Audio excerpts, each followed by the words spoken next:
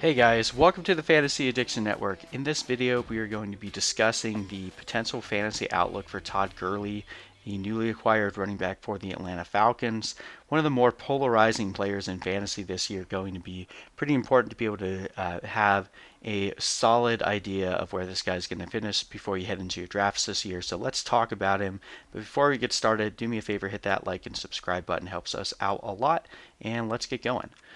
So last year was a very anomalous year for Todd Gurley. Most people that owned him probably remember being very frustrated with what you got. Um, there were a lot of reasons for that. Obviously, the main concern is the continued deconstruction of his arthritic knees. There was it seemed to be a lack of burst, a lack of evasiveness that Todd Gurley had previously exhibited. Um, he also dealt with one of the worst offensive lines in the entire league, so that needs to be said. The Rams as a whole, at least for the first part of the year, had kind of taken a step back offensively. We saw, some shenanigans with Malcolm Brown getting the touchdown work on some games, but overall, Todd Gurley saw a dip back in his targets, and even on the targets that he did have, he was a little less efficient with them. So it's kind of a chicken or the egg situation. Like, were the Rams just way worse, and as a result, because running backs are mostly a product of the system, that's why Todd Gurley had a much worse year, or is Todd Gurley truly lacking in the talent department and not able to be nearly as efficient as he was able to? It could be a mix of both, to be honest. So let's review last year, keeping all that in mind, and then we'll try to juxtapose this to what the situation he's walking into and what we expect from 2020. So, beginning with his stats from last year, he had 223 carries, didn't break 1,000 rushing yards, only finished with 857, 31 receptions, and 207 receiving yards, but 14 total touchdowns. That touchdown count is really what carried him from a fantasy perspective. Still finished with a pretty respectable 14th overall fantasy points of 219.4, and finished with about 14.6 fantasy points per game, which was 16th best at the running back. So a running back too, and someone that, for the most part was not being drafted incredibly highly. It was going about the end of the second, early third round in most leagues last year. So all in all, he finished about where he was being drafted. So there, I think the main disappointment came from the fact that people were hoping that maybe they would get a resurgence of the number one overall fantasy player again, that they were getting a value taking him around, late second, early third. That didn't happen, obviously, but he did return the value, at least from where you drafted him. So a lot of people felt like he had killed your team, but when you look at his week over week, he never really killed you. He had two down weeks. Where he finished with under 5 fantasy points. But other than that, he was actually pretty consistent. And a lot of that obviously had to do with the touchdown total. The yards per carry last year was pretty atrocious, but he was still getting volume. 25 carries against Chicago, 23 carries against Seattle. He was still getting plenty of carries on the ground.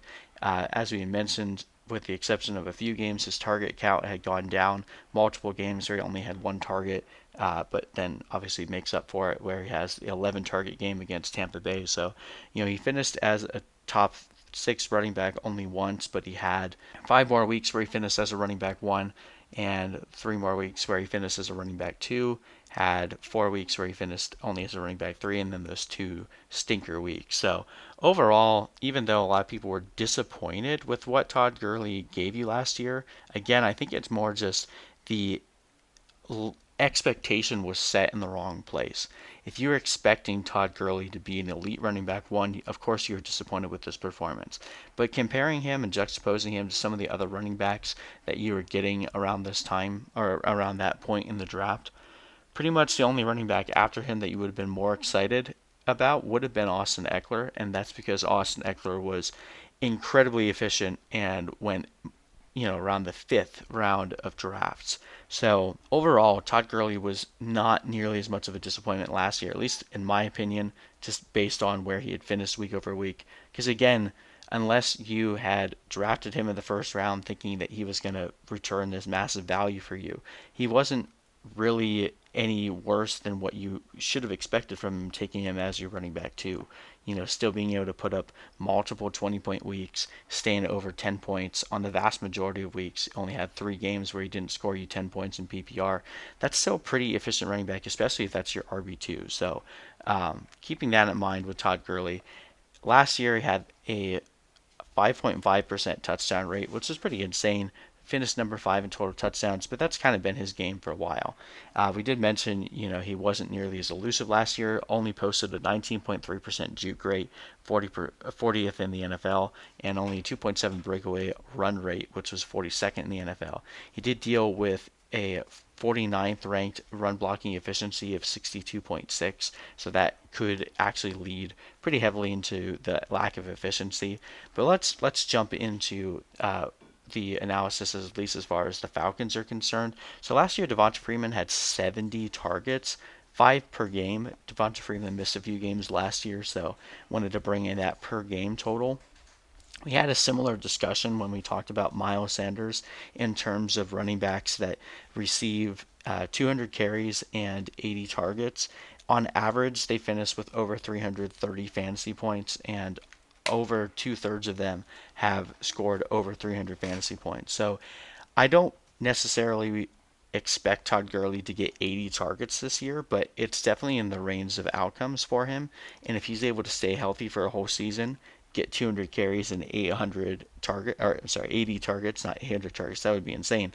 But yeah, finish with 200 carries and 80 targets, then we have him projected pretty low right now. So overall, there's plenty of targets and plenty of carries to go around in Atlanta. 258 vacated targets. Obviously, some of that is going to go to Hayden Hurst, but a lot of those are going to be reserved for Todd Gurley. They didn't do anything else to address the running back room in Atlanta, so you're still running with guys like Ito Smith and Brian Hill behind Todd Gurley, so not really expecting there to be much of a running back competition or a running back by committee. Neither of these guys are very good. We saw last year when Devonta Freeman was down, they really did nothing in his stead. So I don't really expect there to be too much of a split in carries. I don't think it'll be like a 300 carry season for Todd Gurley. I don't think he's able to hold up under that kind of a workload. But I think it's pretty easy and reasonable to expect between 200 to 250 carries. And if he's able to get, between 60 to 80 targets, he's a value in drafts right now because you can typically get him in the early to late third round depending on your draft room. Now, the difficult thing is what do you do with the earlier part of your draft and when you consider the massive elite tier of receivers that are being pushed into the third round, it can be kind of hard to pull the trigger on a guy like Todd Gurley because he does still carry a pretty significant amount of risk. So right now we actually have him projected pretty close to what we expect to be his floor. 886 rushing yards, 47 receptions, and 349 receiving yards. That's him getting about 65 targets.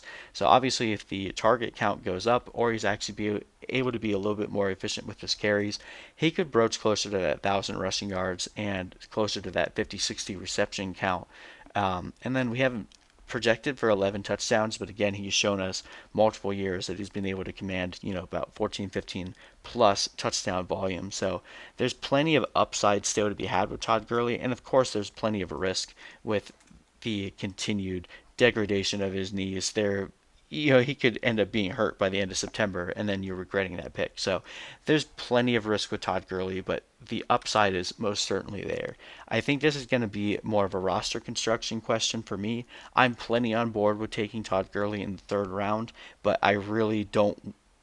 I like robust running back this year, but I think it's being a bit overblown, especially in leagues where you only have to start 2 running backs. The tier of receivers going between rounds 2 and 4 is so good.